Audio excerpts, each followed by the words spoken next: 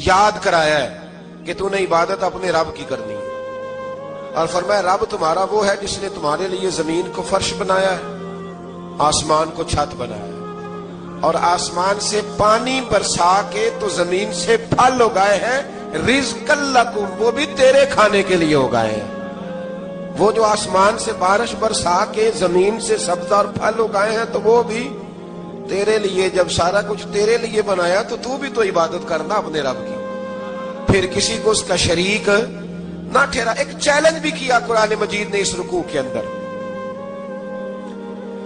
کہا کرتے تھے مکے کے لوگ کہ آپ قرآن مجید کی آیتیں نبی کریم علیہ السلام سے کہا کرتے تھے کہ معاذ اللہ آپ خود بناتے ہیں، بنا کے لاتے ہیں۔ تو اللہ کریم نے فرمایا وَإِن كُنتُمْ فِي رَيْبٍ مِّمَّا نَزَّلْنَا عَلَىٰ عَبْدِنَا فَأْتُوا بِسُورَةٍ مِّن مِّثْلِهِ، اگر تمہیں شک ہو نا اس میں جو ہم نے بندہ خاص پہ نازل کیا ہے تو تم بھی اس جیسی ایک صورت بنا کے لاؤ۔ پڑھے لکھے تو تم بھی ہو نا، مکے میں تم بھی رہتے ہو، تو ایک صورت بنا کے لاؤ۔ قرآن مجید ہم سے چھینا گیا ہے سازش کے تحت، اس لیے کہ جس قوم کو قرآن آ جاتا ہے نا پھر کوئی کافر اس کا مقابلہ نہیں کر سکتا۔ دیکھیں نا اگر کافروں کے پاس جواب ہوتا قرآن پاک کا تو بدر اور احد میں نا کوئی آیت بنا کے لاتے، قرآن کے مقابلے کی تلواریں لے کے نہ آتے، ان کے پاس جواب ہی نہیں تھا۔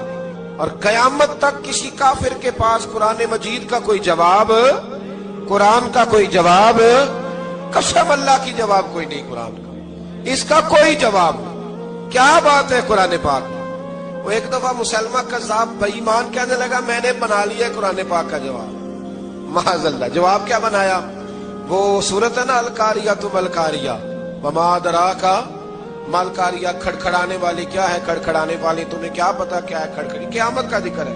کہنے لگا میں نے اس جیسی صورت بنا لیا، تو کیا بنایا؟ الفیل ملفیل، وما ادراک ملفیل۔ کہنے لگا ہاتھی، تمہیں کیا پتا کیا ہاتھی، تم کیا جانو کیا ہاتھی۔ تو پاس جو اس کے اپنے بیٹھے تھے نا چیلے، کہنے لگے چپ کر جا، سارے زمانے کو پتا ہے ہاتھی کیا ہوتا ہے۔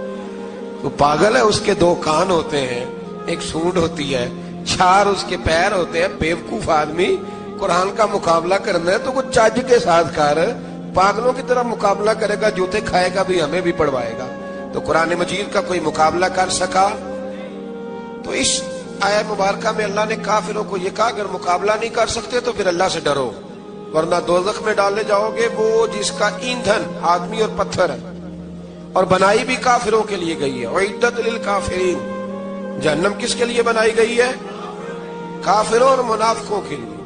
مسلمانوں کے لیے بنائی گئی، مسلمان مرضی سے چھلانگے لگائیں تو ان کی موج ہے، ورنہ ان کے لیے جہنم، ان کے لیے اللہ نے جنت بنائی ہے۔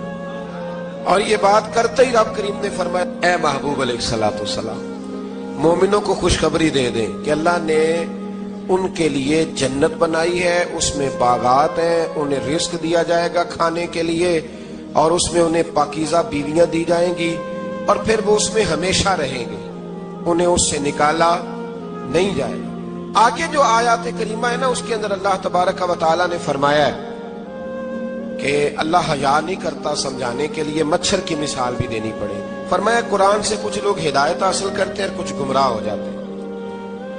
جب لوگ اپنی مرضی کی تشریحات چاہتے ہیں تو گمراہ ہوتے ہیں، اور جب قرآن کو رسول اللہ صلی اللہ علیہ وسلم اور امت مسلمہ کی تشریحات کی روشنی میں سمجھتے ہیں تو پھر اللہ ہدایت عطا فرماتا ہے۔ پھر اللہ تبارک و تعالیٰ نے آگے ارشاد فرمایا حضرت آدم کی پیدائش کا واقعہ۔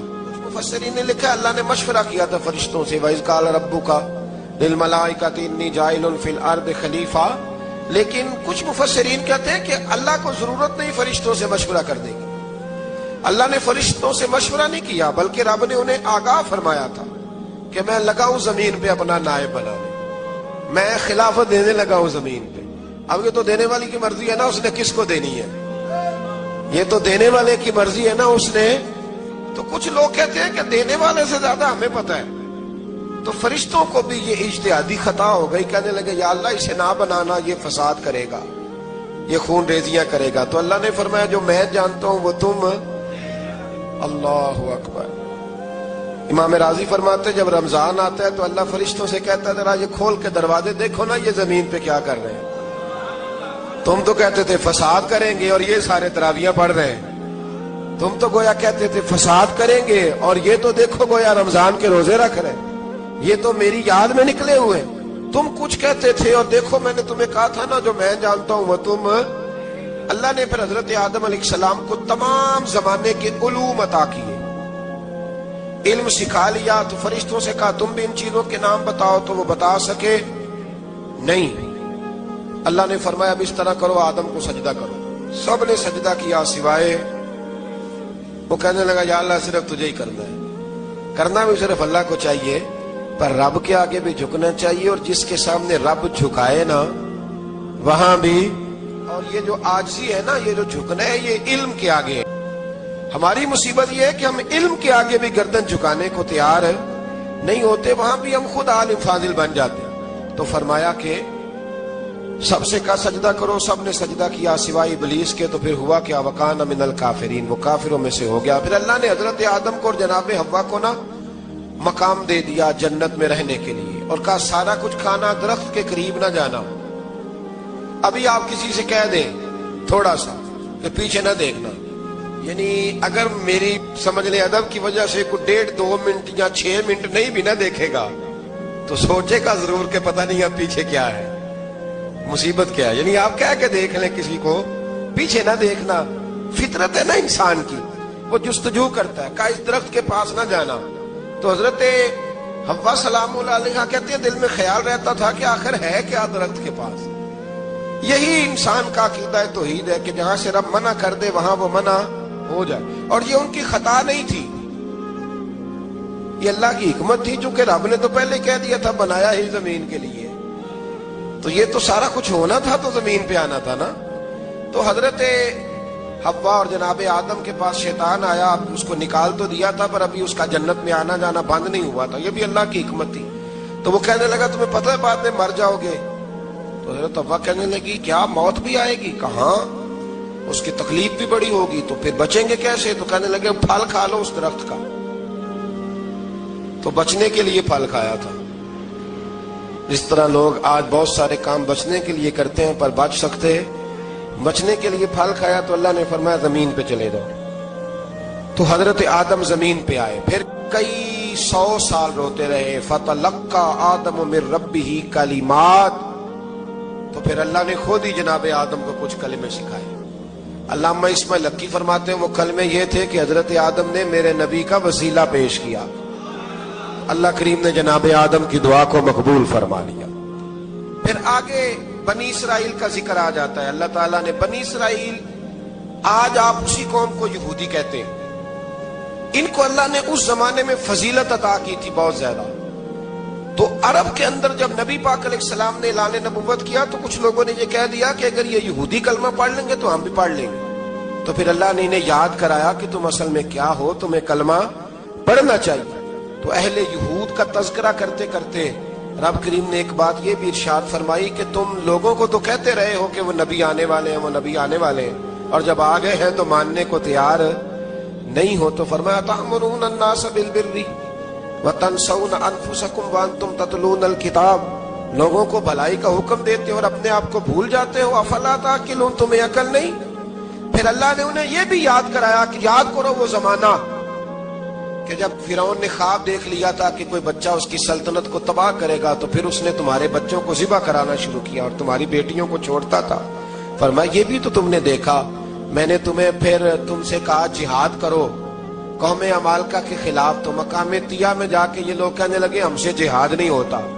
اللہ نے انہیں ایک میدان میں قید کر دیا۔ بڑی دلچسپ بات، قید تو لوگ ہوتے ہیں نا چار دیواری میں، تو اللہ نے بنی اسرائیل والوں کو جب انہوں نے کہا ہم جہاد نہیں کریں گے تو اللہ نے میدان میں قید کر دیا۔ میدان میں، یہ یاد رکھیں، جب انسان اللہ کی نافرمانی کرتا ہے تو اسے ایسی قید ملتی ہے جس کا اس نے تصور بھی نہیں کیا ہوتا۔ ایک میدان ہے مقام طیہ، قید ہو گئے، سارا دن سفر کرتے تھے، سارا دن، تو رات کو تھک کے سوتے تھے، صبح اٹھتے تھے نا جب، تو وہیں ہوتے تھے جہاں کل صبح چلے تھے۔ تو رب جب کسی کو قیدی بناتا ہے تو اسے زنجیروں کی، سلاخوں کی ضرورت، دعا فرمائے اللہ تبارک و تعالی غموں سے نجات عطا فرمائے، یہ دعا فرمائے۔ ایسی قید دیتا ہے کہ جس سے پھر چھٹکارا ہو سکتا تو بنی اسرائیل کا بہت زیادہ تذکرہ اس بارے میں اللہ تبارک و تعالیٰ نے پھر بیان کیا، اور پھر کہا کہ انہیں جو حکم دیا جاتا تھا یہ اس کی سرتابی کرتے تھے، پھر اللہ نے ان پر ذلت نازل کر دی اور یہ ہمیشہ اس کا شکار رہے۔ قوم سبت کا ذکر فرمایا اللہ نے، ہفتے والے دن کچھ لوگ نافرمانی کرتے تھے۔ ہمارے بھی ہیلے بہانے ہیں نا آج کل کاروبار میں، تو اسی سپارے کی آیت نمبر 65 کے اندر اللہ تعالیٰ نے حضرت داؤد کی قوم کا ذکر کیا کہ اللہ نے انہیں حکم دیا تھا کہ ہفتے والے دن مچھلیاں نہیں پکڑنی، تو وہ کہتے تھے چلو ہاتھ لگا کے نہیں پکڑ۔ وہ ہمارے لوگ ہیلے بہانے تلاش کر لیتے ہیں نا، وہ بڑے جناب انشورنس والا آ گیا، اب وہ بینک والا آ گیا، اب وہ فلانے صاحب آ گئے، وہ تروڑ مروڑ کے کہانیاں باتیں، اور پھر ہمیں بھی رستے مل جاتے ہیں بچنے کے۔ مفتی صاحب نے کہہ دیا تھا، ایک مولانا سے میں نے ان کو کہا ہفتے والے دن مچھلیاں نہیں پکڑنے کا، نہیں پکڑتے، چھوٹے چھوٹے حوض بنا لیے تو مچھلیاں زیادہ آتی تھی اس دن۔ یہ بھی اللہ کی قدرت تھی، نماز کے وقت گاہک زیادہ آتے ہیں، یہ اس کی قدرت ہوتی ہے۔ تو وہ مچھلیاں حوض میں جمع ہو جاتی ہیں، یوں سمجھ لیں کہ جال انہوں نے لگا لیے ہوئے، تو جال میں وہ پھنستی رہتی تھی، حوضوں میں آتی رہتی تھی۔